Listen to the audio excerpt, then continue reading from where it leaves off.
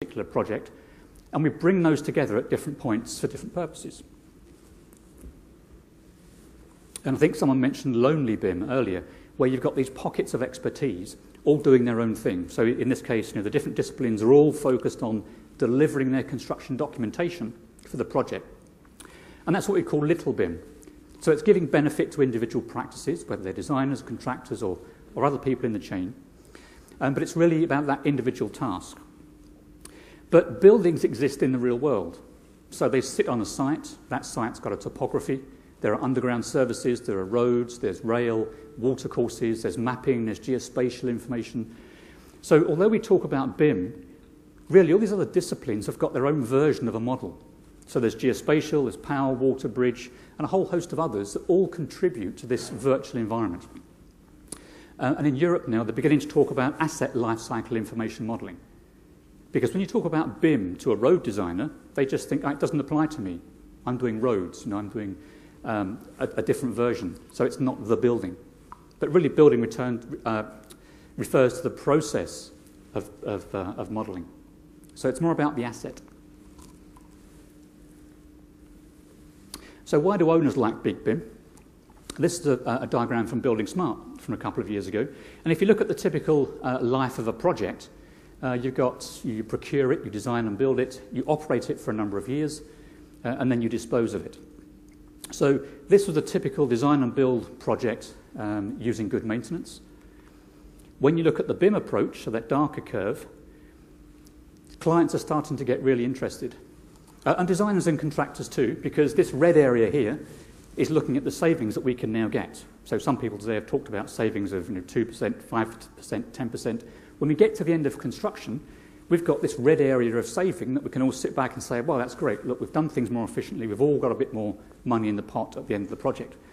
Clients like that 50-year life cycle, because clients know that if they get good handover information, good quality asset data that they can maintain that building with, they get a much lower cost over the life of the building. Now, it gets even more interesting when you look at what Building Smart said was a typical design and build project. So the green line, where you maybe skimp a bit on design because you want to cut your costs. That then comes back to bite you during construction because things don't work, you get more clashes. And then you don't do proper maintenance. So your life cycle costs great in the first few years.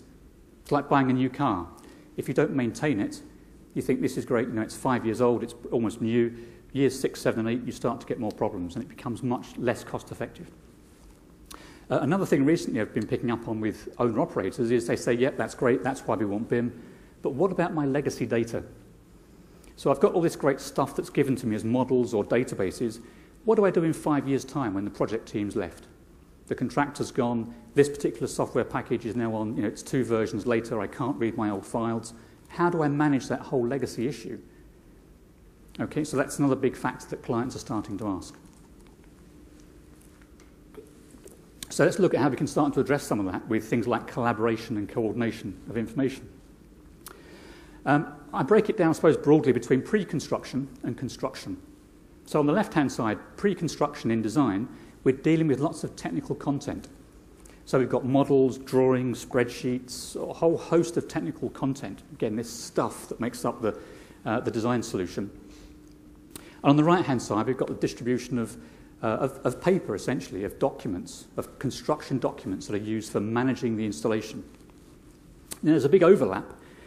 And getting on to, I suppose, why I'm talking this afternoon, looking at ProjectWise. Now, in the session we've got now, there isn't time to go into a presentation and show you some of the features and functions. Again, we can do that outside or afterwards.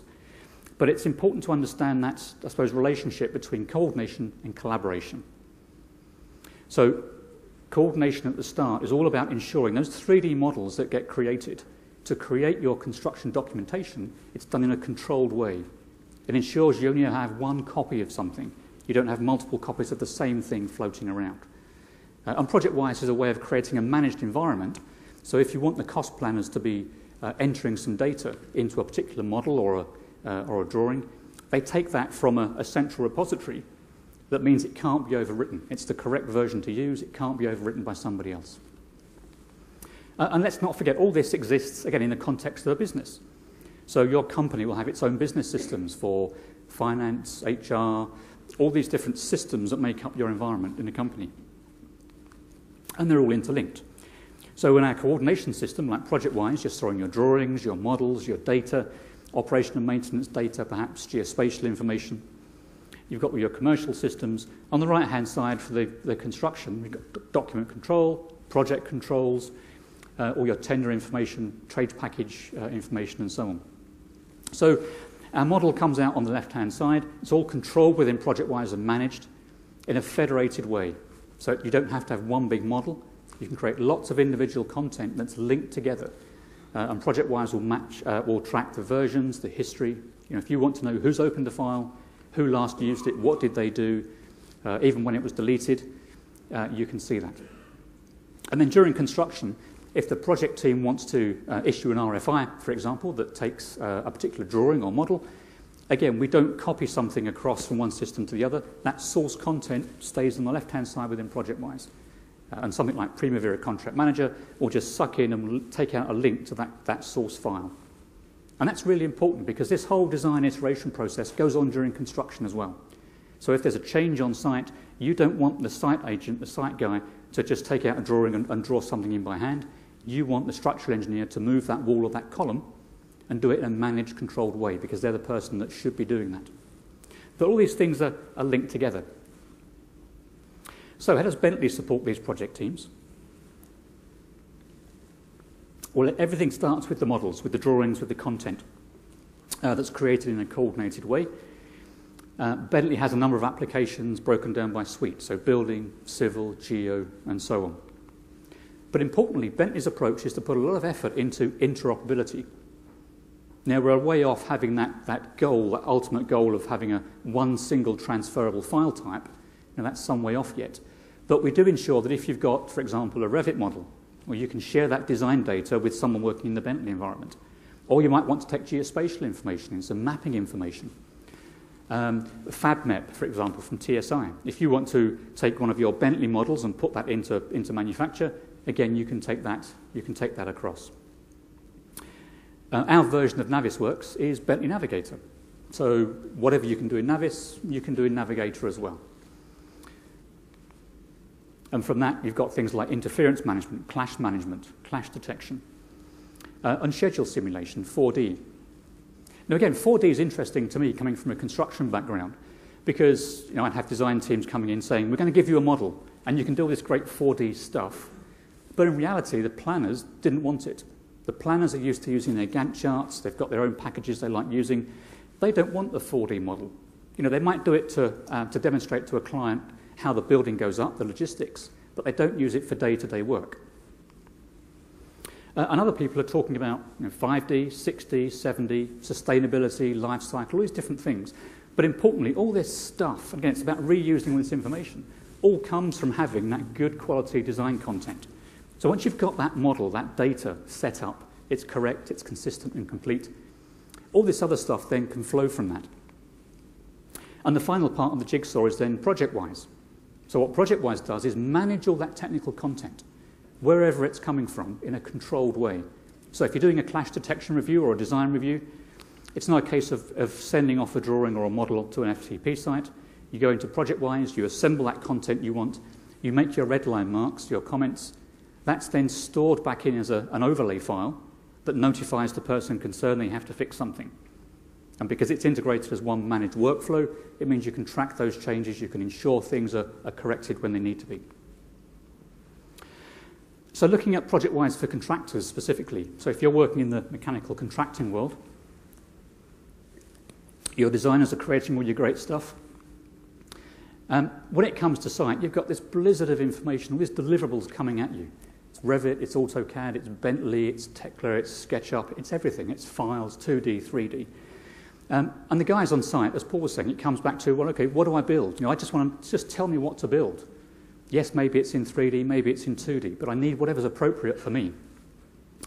On the bottom right, just to emphasize the fact, some people want models, but that's very rare in the industry. You want contractors who want models. Most people want a PDF or they want a paper print because that's what we've used for years. That works for us. We know that works. We're not saying it's the most efficient way of working, but people need to still have that in some cases. And again, ProjectWise will manage that and ensure it's delivered in the right way, the right content at the right time. Just talk a bit about best practice. I've put the iPad up there just to remind me that ProjectWise is coming out for the iPad in a couple of weeks' time. So people that are used to using it in an office environment, it's interesting sitting around this sort of auditorium, the number of people that have iPads for checking emails and making notes. It's just another way of opening up the content to a wider audience, making it easier to access the information. And again, a bit like BIM, there's a huge amount of academic theory that gets published about collaboration. You know, what it is, how it works, a lot of technical stuff that comes out of universities. But essentially, it's very simple. It's on the left-hand side, it's about creating stuff.